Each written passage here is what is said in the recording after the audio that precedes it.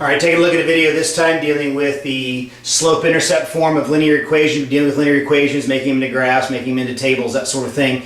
We're looking at a different form of the equation that allows us to be able to do some different things, makes graphing in a way easier, makes making tables a lot of times really easy, and it's also an application that you'll see in a lot of different other places, particularly as you move on in your mathematics. So we're going to take a look at what it is. What is the slope-intercept form of the equation? How do we get an equation there if we need to? And then last but not least, how do we use it? All right. So, at this point, you would have worked with equations, say for example 3x plus 4y is equal to 12. That's the standard form of linear equation. Some teachers say 3x plus 4y minus 12 is equal to 0, with a 0 over here, standard form. It doesn't really matter. The big key is the x and the y are on the same side, and this is not the slope-intercept form of the equation. The slope-intercept form of the equation would be y is equal to mx plus b. You'll see this a whole lot in a lot of different contexts, particularly down the road when you're doing a lot of graphing, doing with tangents and all that sort of thing. The big key here is this. The value sitting in front of the x, that is the slope of the given equation, or the slope that it's going to create when you make the graph. This is the y-intercept where it's going to cross the y-axis. It does not include the x. The x kind of gets thrown away. The number that's sitting in this spot is your slope. The number that's sitting in this spot is your y-intercept. So for example, if I had y is equal to 2/3 x minus 7, this line has a slope of 2/3. Rise 2, run 3 is the ratio that you have there. And your y-intercept represented by the letter b would be equal to -7. That's something that I can use in order to be able to make a graph, right? So that's what a slope-intercept form is. The y is by itself. So if I took this equation, got the y by itself, then that would be in slope-intercept form. And that's the second thing we want to take a look at. What if it's not in slope-intercept form to begin with? How do we get it there? Well, you should have solved literal equations prior to coming to this particular place. All right, so let's take that example. Say we had 3x plus 4y is equal to 12. I want to put this in slope-intercept form. That means I got to get the y by itself, so I got to unpack the things around the y. So I have multiplication and I have addition, so I got to get rid of the addition first. So I subtract 3x from both sides.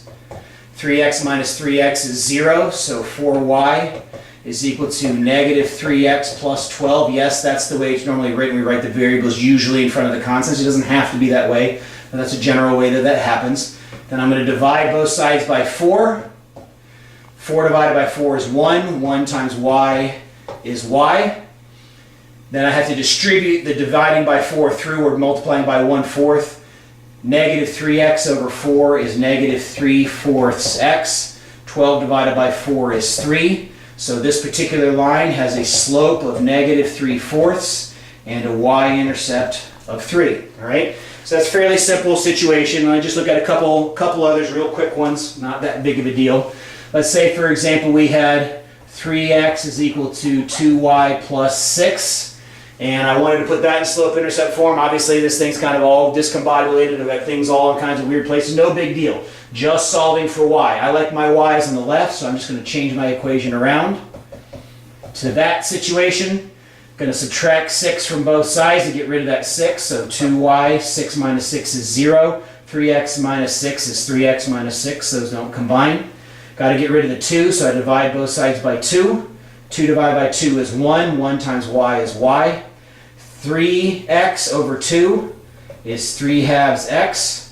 -6 over 2 is -3. So this line has a slope of 3/2 and has a y-intercept of -3. Okay. There are other manipulations we can have here, but the essentials are always the same. Whatever your given equation is, in order for it to be in slope-intercept form, you got to solve for y. Generally, y is on the left side. Whatever value is in front of the x, not the x itself, but in front of the x, is your slope, and then this is your y-intercept. All right, let's take a look at one more real quick. Let's say we had x, let's go minus y is equal to 2. Solving for y, I got to subtract x from both sides. X minus x is 0. 0 minus y is -y. 2 minus x is -x plus 2. That's the way I prefer to write that. Then to get rid of the negative, divide or multiply, actually, either or, both sides by -1. -1 over -1 is 1. 1 times y is y. Negative x, or the opposite of x over negative 1 makes a positive x. 2 over negative 1 produces a negative 2. So my slope in this case is 1. Well, there's no number sitting here, so it's a ghost 1. 1 times x is x. That's where that value comes from. And my y-intercept is negative 2. All right? Last but not least, what in the world can we use this stuff for? Well, can use it to graph and make tables. And in the making of tables here, I'm going to give you a little bit of a hint on something here, particularly when you have an ugly slope, when you want to go through and make it and try to make it a little bit nicer, neater. It doesn't always have to be the way I'm about to show you, but it's a little trick that you can use. All right, let's say, for example, I have an equation already in slope-intercept form. Y is equal to 3x minus 2. That means my slope is 3, which is 3 over 1. My y-intercept is negative 2. I can now graph this thing.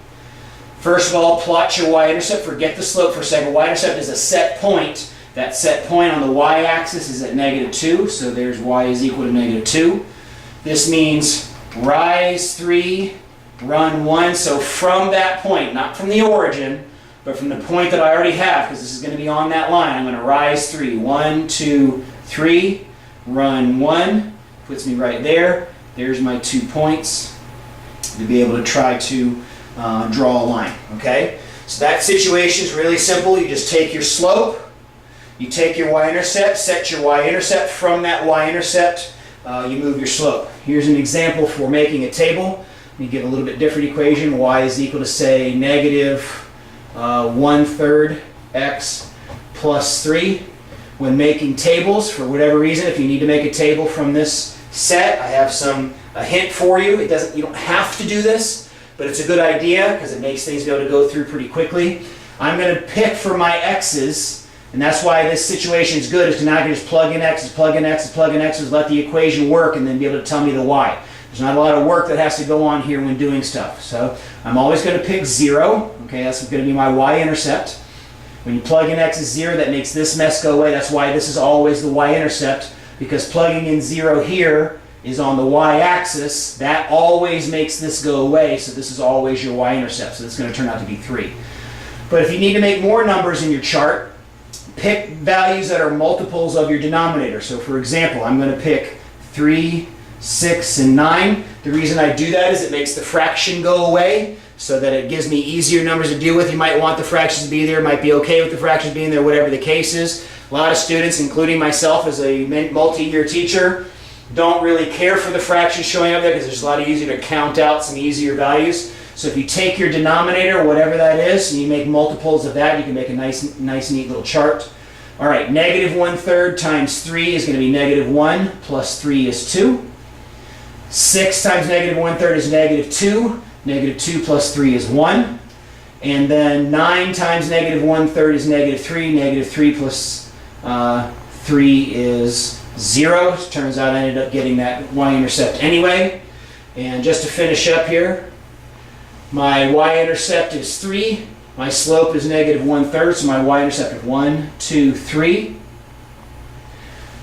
Rise negative 1 and run 3. Rise negative 1 goes down 1. 1, 2, 3. Gives me this line. All right. And 3, 2.